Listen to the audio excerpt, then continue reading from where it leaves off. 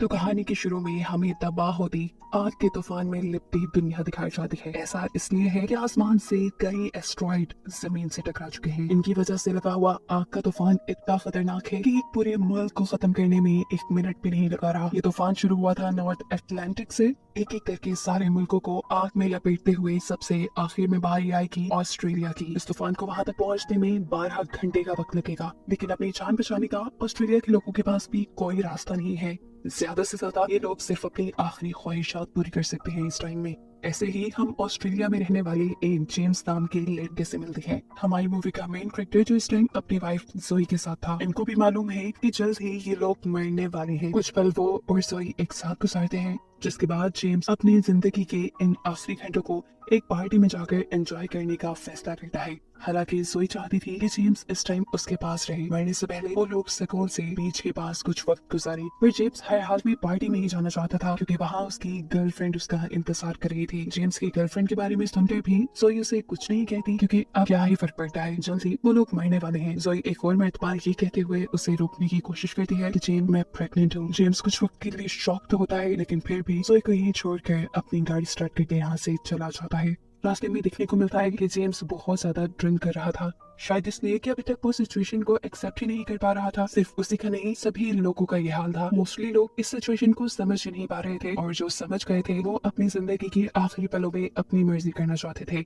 ऐसे में अग्रेसिव लोग जो पुलिस और कानून की तरफ से बहुत सारे काम नहीं करते थे, वो सब भी सड़कों पर निकल आए थे। हर किसी को अपना बदला याद आ चुका था। जो जिसको यहाँ मारना चाहता था सारे यहाँ मार रहा था। यहाँ तक के बच्चों की लाशें भी जमीन पे लावारिस पड़ी थी। फैमिलीज मदद मांगने के लिए भाग रही हैं, घरों को जलाया जा रहा है। लोग अपने बच्चों को मारकर खुद सुसाइड करने पे मजबूर हैं, क्योंकि जिंदगी के 12 घंटे अफरा तफरी में गुजारना उनके ऊपर मुश्किल हो चुके हैं। वो मरने से पहले कोई और मुसीबत नहीं देखना चाहते। ये सब देखते देखते जेम्स अपनी गाड़ी चलाता रहता है, लेकिन थोड़ा ही आगे जाने पे उसे रास्ता गार्ड के जरिए बंद मिलता है। इससे पहले कि वो कोई दूसरा रास्ता चुनता, एक आदमी उसकी कार में बैठ के उसकी गर्दन के ऊपर चाकू रख देता है। जेम्स से कहता है, अगर तुम्हें ये कार चाहिए तो बेशक ले लो, लेकिन मुझे छोड़ दो। लेकिन ये आदमी कहता है, तुम कार चलाते रहो। वो पागल आदमी सामने एक आदमी का पीछा कर रहा था। उस आदमी के दिखते ही यह आदमी कार से उतरकर उस आदमी को बेदर्दी से चाकू से मार डालता है। न जाने उसने इस आदमी से क्या बदला लेना था। जेम्स जानता था कि अब उसके बाद वो पागल आदमी जेम्स को भी मार देगा। अपनी जान बचाने के लिए वो अपनी कार छोड़कर यहाँ से भाग जाता है। वो आदमी भी पागलों की तरह उसका पीछा कर रहा था, लेकिन जेम्स भागते हुए एक कार के नीचे छुपकर अपनी जान बचाता है। जिस कार के नीचे छुपा था वो इसके जरिए भाग भी सकता था, पर उसकी बदकिस्मती कि ये कार लॉक थी। एकदम से उसने देखा कि उसके सामने एक वैन आकर रुकी है, जिसके अंदर से 2 आदमी एक बच्चे को निकालते हैं। जरूर वो उसे किडनैप करके लाए थे और जबरदस्ती उसे घर के अंदर लेकर जा रहे थे, उसे अब्यूज करने के लिए। बच्ची जोर जोर से चिल्ला रही थी। जेम्स को उस बच्ची से कोई लेना देना नहीं था। वो तो सामने वालों की वैन लेकर यहाँ से भागना चाहता था, लेकिन बच्चे की रोती चिल्लाती आवाजें उसे आगे बढ़ने ही नहीं देती। अब वो इन्हीं की वैन में से हथौड़ा उठाता है और घर के अंदर चला जाता है। पहले आदमी को वो इस हथौड़े से मार चुका था, लेकिन दूसरे आदमी को मारना आसान नहीं था। इस बॉडी बिल्डर इंसान ने तो उल्टा जेम्स को ही अपने नीचे दबा लिया था। इससे पहले कि वो जेम्स का एक लकड़ी के जरिए दम खोलते हुए उसे मार देता, जेम्स अपनी अकल का इस्तेमाल करते हुए न सिर्फ अपने आप को छुड़वाता है, बल्कि अपने हाथ में पकड़ी हुई हैमर से उस आदमी के भी सर पे वार करते हुए उस बच्ची को बचाकर यहाँ से निकल जाता है। इस बच्ची का नाम था रोज। वो रोज से कहता है, जल्दी वैन में बैठो, हमें यहाँ से भागना होगा, ये जगह सेफ नहीं। लेकिन ये बच्ची इस वैन में बैठने से डर रही थी। उसे जेम्स पे भी एतबार नहीं था। तब जेम्स उसे समझाता है कि अगर ज्यादा देर यहाँ रुके तो फिर मैं तुम्हारी कोई गारंटी नहीं ले सकता। ये सुनकर बच्ची वैन में बैठ जाती है और ये दोनों यहाँ से निकल जाते हैं। रोज बताती है कि वो और उसके डैड अपनी आंट के घर जा रहे थे, जहाँ उनकी पूरी फैमिली एक साथ इकट्ठी होने वाली थी। इन लोगों ने वादा किया था कि ये लोग अपने आखिरी लम्हे एक साथ गुजारेंगे, लेकिन रास्ते में ही उसके डैड की गाड़ी का फ्यूल खत्म हो गया।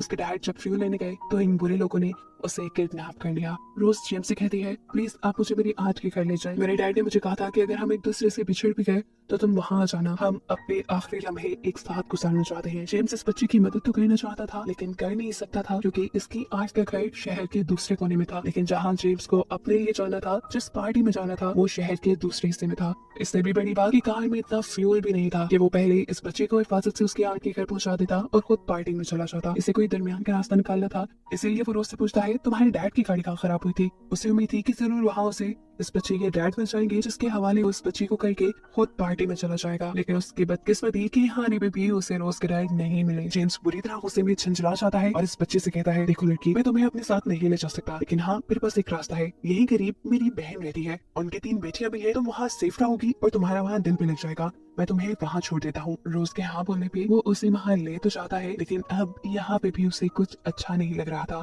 क्योंकि उनका घर अनलॉक था और डोर नॉक करने पे भी वहाँ कोई नहीं आया। वो जब सीढ़ियों के पास गया तो ऊपर से पानी आ रहा था। कुछ गड़बड़ महसूस होने पर जैसे ही वो ऊपर गया तो उसे पता चला कि उसकी सिस्टर और उसके हस्बैंड दोनों ने ही सुसाइड कर ली थी, और सुसाइड करने से पहले उन्होंने अपनी तीनों बेटियों को भी मारकर घर के बाहर दफना दिया था। जेम्स इस टाइम बिल्कुल डूब चुका था। अब अपने ऊपर से कंट्रोल खोते हुए वो तेजी से घर से बाहर आ जाता है और अपनी बहन की कार लेते हुए यहाँ से जाने लगा था कि तभी रोज भी आकर उसकी कार में बैठ गई और वो कुछ भी नहीं बोला। रास्ते में उसने देखा कि एक पुलिस ऑफिसर अपनी कार में एक फैमिली को लेकर लाइब्रेरी के पास आया है। जेम्स सोचता है क्यों ना वो रोज को इस पुलिस ऑफिसर को दे दे, इसलिए वो भी रोज को लेकर लाइब्रेरी के अंदर चला जाता है। लेकिन वहाँ जाते ही वो सुन हो गया ये देखकर कि ये पुलिस वाला भी अपनी फैमिली के साथ साथ अपने आप को भी खत्म करने के लिए यहाँ आया था। वो जेम्स से रिक्वेस्ट करता है, प्लीज तुम हमारे पे एक एहसान करो, तुम हमें मार डालो। लेकिन जेम्स ऐसा नहीं कर पा रहा था। जेम्स के मना करने पे ये पुलिस ऑफिसर कहता है, अच्छा तो बस इतनी सी फेवर दे दो, मुझे ये कहता हूँ कि जो भी मैं करने जा रहा हूँ तुमने मुझे इसके लिए माफ किया। जेम्स भी ये कह देता है और रोज के साथ लाइब्रेरी से बाहर निकल जाता है, जिसके बाद ये पुलिस ऑफिसर अपनी पूरी फैमिली के साथ अपने आप को खत्म कर देता है। जेम्स के पास अब कोई रास्ता नहीं था, इसलिए वो रोज को लेकर पार्टी में आ जाता है। ये पार्टी सिक्योर गेट्स के अंदर हो रही थी। उसे एंट्री इसलिए मिल गई क्योंकि पार्टी का होस्ट उसका फ्रेंड था और उसकी दोस्त की बहन ही असल में जेम्स की गर्लफ्रेंड थी। पार्टी के अंदर भी कुछ अच्छा माहौल नहीं था। लोग नशे में पागलों की तरह नाच रहे थे, जैसे वो मौत का गम भुला रहे हों। बहुत से लोग तो नशे की ओवरडोज की वजह से मारे भी जा चुके थे। इस सारे माहौल में रोज अपने आप को काफी अनकंफर्टेबल महसूस कर रही थी, इसीलिए वो जेम्स का हाथ जोर से पकड़ लेती है और तभी उसके पीछे एक लड़की आ जाती है। ये लड़की रोज को एक दूसरे नाम से पुकार रही थी। इस लड़की की दिमागी हालत ठीक नहीं है। ऐसा लग रहा है कि शायद उसकी बेटी गुम हो गई हो और वो रोज भी अपनी बेटी ढूंढ रही थी। किसी तरह जेम्स इस लड़की से रोज का पीछा छुड़वाकर उसे आगे ले जाता है और फाइनली पूल के अंदर उसे अपनी गर्लफ्रेंड मिल जाती है। अब ये दोनों रोज को इसी पूल में छोड़कर खुद रूम में चले जाते हैं। यहाँ पर जेम्स की गर्लफ्रेंड मस्ती करना चाहती थी, लेकिन जेम्स का ऐसा कोई मूड नहीं था। उसका मूड बहुत ज्यादा खराब था। वो बहुत डिप्रेस था क्योंकि अभी वो इतनी सारी मौतें देख कर आया था जिसमें उसकी अगर आप अभी भी वीडियो में हैं तो लाइक और सब्सक्राइब करके जाइएगा ज़रूर।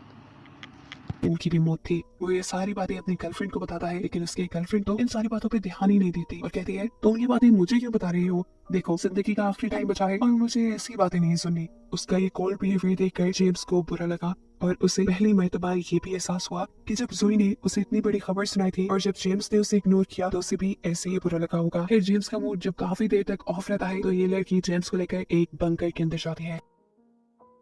इस बंकर के अंदर बहुत सारा खाना और कुछ बेड्स थे। ये लड़की बताती है, देखो जेम्स, हम इस बंकर के अंदर रहेंगे। इस बंकर के अंदर 1 साल का खाना है और वो सारी सहूलतें हैं जो एक इंसान को जिंदा रहने के लिए चाहिए। अब दुनिया चाहे तबाह हो भी जाए, हम तो इस बंकर में जाकर छुप जाएंगे। ये लड़की शायद पागल हो गई थी। जेम्स उससे कहता है, होश में तो हो, ये जो फायर स्टॉर्म आ रहा है इससे इतनी आसानी से बचा नहीं जा सकता। चाहे तुम जमीन के कितने ही हजारों मीटर नीचे बंकर क्यों ना बना लेती, ये फायर स्टॉर्म तुम्हें फिर भी मार डालेगा। जेम्स के मुंह से ये बातें सुनकर तो ये लड़की भी खौफ में आ गई और तभी इस लड़की का भाई भी यहाँ आ गया। हमें पता चला कि इस लड़की को मौत से डर लगता था, इसीलिए उसके भाई ने अपनी बहन से ये झूठ बोला था ताकि दुनिया खत्म होने से पहले एटलीस्ट वो पैनिक ना करे। और अब क्योंकि जेम्स ने इस लड़की को सारी हकीकत बता दी थी, इसीलिए इस लड़की का भाई यानी जेम्स का दोस्त उसे मारने के लिए पीछे पड़ जाता है। अपनी जान बचाने के लिए जेम्स भागकर बाहर आ गया। बाहर जाते ही उसने जल्दी से रोज को ढूंढा, जिसे लेकर वो यहाँ से जल्द बाहर जाना चाहता था, लेकिन वो तो उस लड़की के हाथ में वॉमिट कर रही थी जो लड़की उसे अपनी बेटी समझ रही थी। असल में सेरा ने उसे ड्रग्स दे दी थी, जिसकी वजह से ही रोज का ये हाल हो गया था। जेम्स यहाँ इस लड़की सारा को बहुत ज्यादा डांटता है और रोज को पकड़कर भागने लग जाता है कि लड़की रोज को लेने के लिए उसके पीछे पड़ जाती है और अब उसके सामने आ जाता है उसका दोस्त। बेचारा जेम्स फंस चुका था,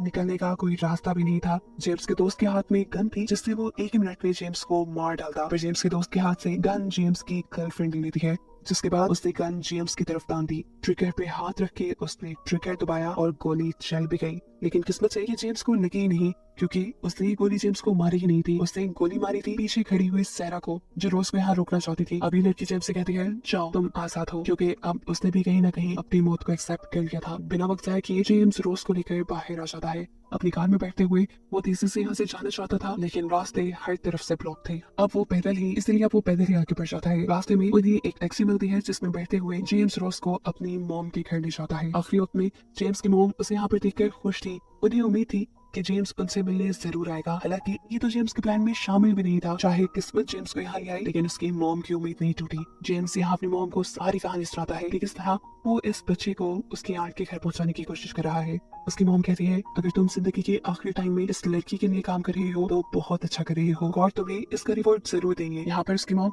उससे उसकी बहन के बारे में भी पूछती है, जिस पर जेम्स उनसे झूठ कह देता है कि नहीं, मैं उनसे मिला ही नहीं। वो नहीं चाहता था कि उसकी मॉम को आखिरी टाइम में कोई बहुत बड़ा सपना मिले। अपनी मॉम को मिलने के बाद वो रोज को छोड़ने के लिए उसकी आंट के घर निकल जाता है और वहाँ पहुंचने पे इन्हें कोई नजर नहीं आता। करीब जंगल में जेम्स बहुत सारे लोगों की लाशें देखता है और उन्हीं लाशों में से एक रोज के डैड की भी थी। ये देखकर वो टूट गया। उसके अंदर हिम्मत नहीं थी ये खबर रोज को देने की। उसने रोज को बता दिया कि तुम्हारे डैड के साथ सभी लोग मर गए हैं। ये खबर सुनकर जिससे रोज भी पागल हो जाती है। उसे जेम्स की बातों पर यकीन नहीं था।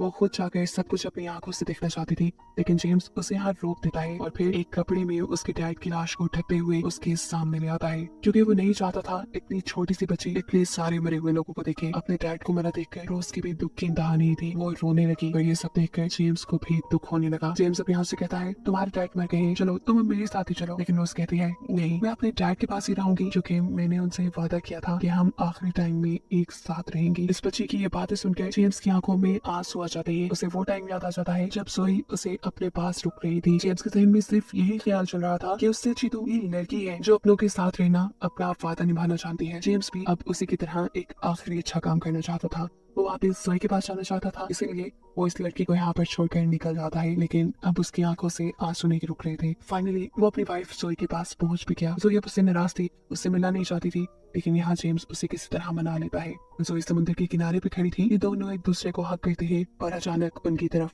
अंगारे पड़ने लगे। दूर से तेज रोशनी आती दिखाई दी और मालूम हुआ कि वो आग का तूफान अब इनकी तरफ भी आ चुका है, जो अगले सेकंड इन्हें अपनी लपेट में ले चुका था। ये दोनों मर गए और इन्हीं को दिखाते हुए ये कहानी यहाँ खत्म हो गई।